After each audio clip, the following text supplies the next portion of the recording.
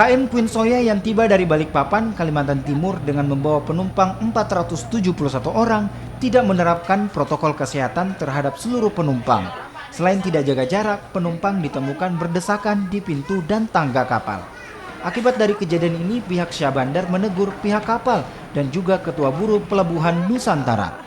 Selain itu, Syah Bandar berjanji akan melakukan penertiban pada bongkar muat kapal selanjutnya.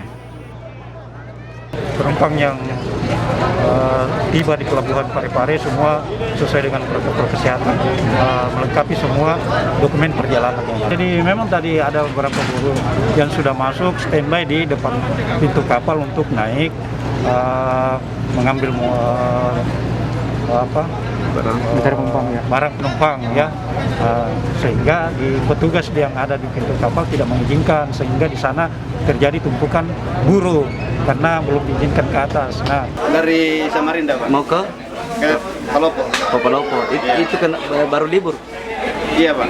Baru mau pulang libur ya. Barusan baru setahun ini. Kalau ada yang mau mudik itu pikir-pikir dulu. Sangat menderita kita pulangnya. Mulai dari kemarin kita antri, sekarang lagi antri lagi, Pak.